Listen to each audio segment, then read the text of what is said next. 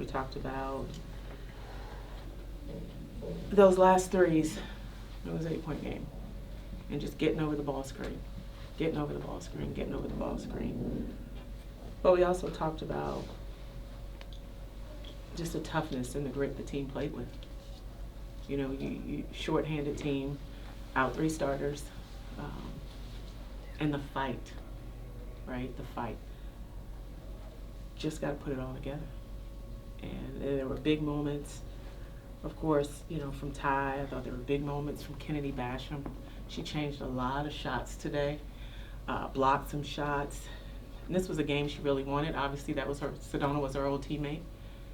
I thought Michaela Moore has gotten better game after game after game after game. But it's plays. You know, Madison Connor, we know she's a good shooter. We run her off and she doesn't get those 3 threes. I think those were daggers. Those were momentum threes. But I'll take our fight right now. If that's what we show against the number 10 team in the country, we need to carry that over until the remainder of the season, and then it's 0-0 when we go to conference play. And so that's what we talked about. Not moral victories, the things we needed to do to win the game, but there's a lot of good momentum, right? People say, well, how does your team, and is your team doing this? The team's fighting, right? This team still has a lot of basketball to play, and that's how we look at it. But every night you're playing a top 20, top 30 team, that every possession matters. And that's being in the Big 12. Hey, Coach. So I have a question about how do you see the differences from the last game to tonight's game, and how the Sun Devils have performed? Well, they made 7 threes. Last game they set a record for threes. I mean, when you talk about improvement, you know, we talked about in the last game, run them off the 3. Don't trade 3s for 2s, and that's what we worked on. And I thought we did a phenomenal job. They normally make 10 threes a game. They made 7. So that is improvement. But there were 3 threes that we would want to take away right now when they came. But we improved for sure in that aspect from the last game. And Ty, you hit a 3-pointer heading into halftime. How does it feel for this?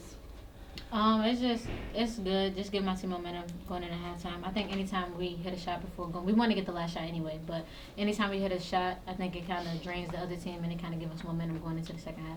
Did you call bank? No, I did not. I'm not going to lie. Did you think it was going to go in when you were I did. I did.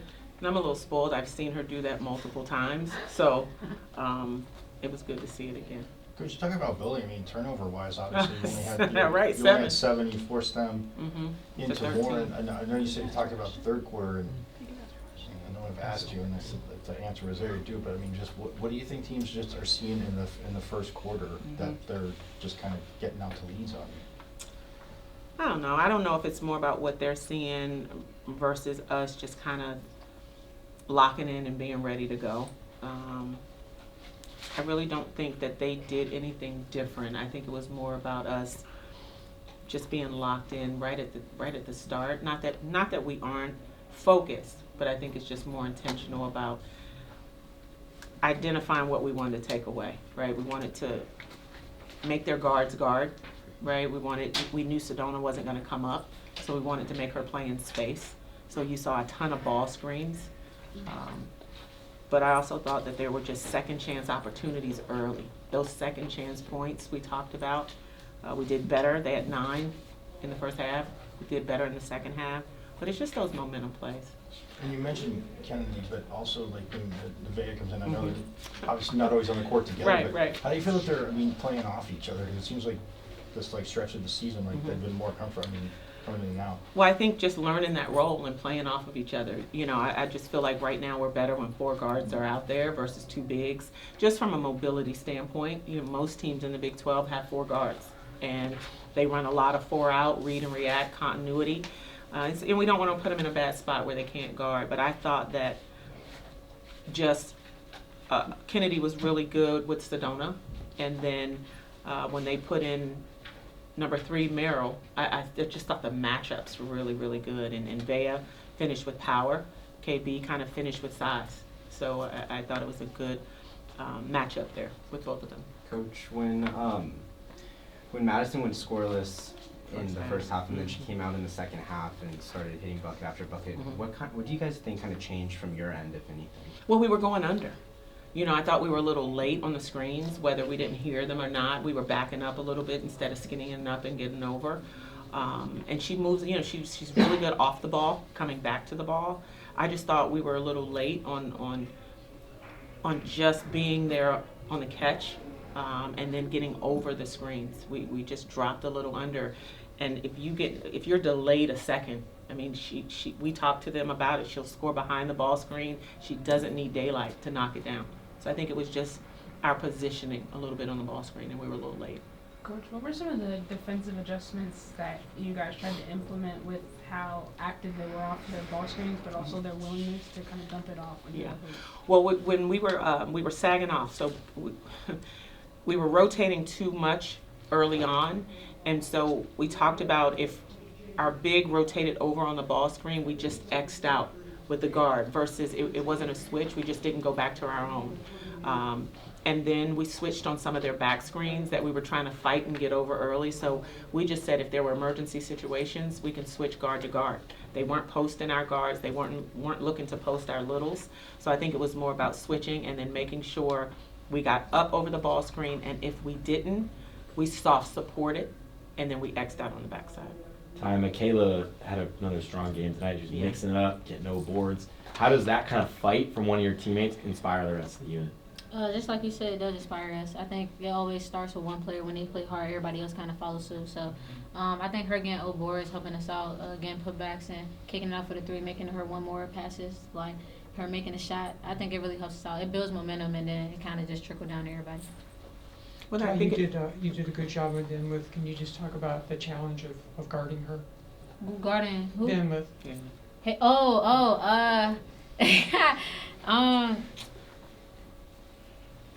maybe this just won't her game. I mean, she did okay. I think she did get her teammates involved. I'm not gonna lie, she did get her teammates involved. I didn't think that. I thought we did a good job with like stopping her, slowing her down from scoring the way that she wanted to.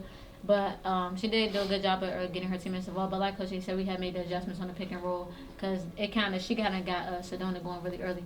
So I would just say I think we guarded her well as a team. It was a good team defense on her. Coach, you keep talking about how this season is one season and then Big 12 tournament is another season. What are some of the things you're going to pinpoint from this game to make sure that second season lasts long? Well, I thought our defense, right? I thought this was one of our better defensive games, and I think the intensity in which we played with. We're short in numbers, but it doesn't mean that, you know, every team's going to play out of ball screens, and I think our ball screen defense got better today. And that's an area where we just need to continue. I think us starting the game with just that energy and that sense of urgency is one thing that we're going to talk about because, again, this was a possession game, but I think it's the tone that you set when you come out. And so we talked about it just in the locker room. If we bottle this up, right, we can continue. We can win out if we play like this. And so it's just every day in practice, it has to be this intensity. It has to be this focus. But this is a group that's still fighting. This is a group that is not checked out. This is a group that's still hungry. And you see us play hard. We have to put it together for 40 minutes, and we have to continuously stay together. So we're just going to keep coaching, and this group's going to keep fighting. Coach, you talked about the injuries and being out 3 starters, and I mean, injury trouble is something you've struggled with every year that you've been here. How frustrating is that, just knowing that no matter what happens, like you haven't been able to see any of your teams really play at full strength? Well, it's next woman up, you know, and it's unfortunate because we'd love to have Maggie on the floor. We'd love to have Fauntleroy on the floor. We'd love to have Jazzion Jackson on the floor. I mean, these are all players with experience, and you know, that changes the game for us. But it's next woman up. I think we get to see Michaela Moore, right? And Michaela Moore has stepped up. I think Kennedy Basham is really contributing in such a huge way for us. I think Heavenly Greer has come in and got those rebounds and just her athleticism and the energy in which she plays with. So I think at the end of the day, I can't change the injuries. I hate that they're happening. But it's next woman up, and then we play with what we have. Everybody good? I have another question. How does it feel to be playing in the Mola Arena throughout this season? Well, I think it's an honor to you know, I talk to Coach Greg Powers all the time, and I say thank you. And that's just the community of coaches. You know, he's our. But I think just the crowd. There's no bad seat here, and you can feel the energy. Not that you can in DFA, but 5,000 seats versus 14. You know, it feels like a bigger crowd and a ton of energy. So to be able to have 4 games in here and just see the support and feel the energy in the room, I'm grateful for the opportunity. Bless you. Thank you. Coach, TCU is moving the ball around a lot. Mm-hmm. When a team is passing the ball like that and able to pass the ball like that, how does it make it that much harder to defend them? Well, I think it's good when we have 4 guards out there because, again, you can just switch. I think it's difficult when you have post players out there trying to run around and chase. But I think you saw the communication. It takes communication and then knowing who you're guarding, right? Who is this a shooter? Is this a driver? And we have different ways on how we guard our ball screens, what we communicate, who's in help. So it's just a matter of a ton of communication. We can switch guard to guard and then hopefully force them into the shots that we want to take. But you got to be in shape to do Coach. it, though. So even though you guys couldn't win tonight, Mm-hmm. what's something you guys did pretty good? I thought we did a lot of things well. I thought we played some defense. I thought our ball screen defense was better. I thought we held them under their 3-point field goal attempt. I thought holding Haley Van Lift under her average, I thought was really, really good. We made it hard for them. I mean, it wasn't an easy game for them, regardless of the score. So I thought we played together. I thought we shared the ball. I thought key people stepped up. But we just got to put it all together for 40 minutes.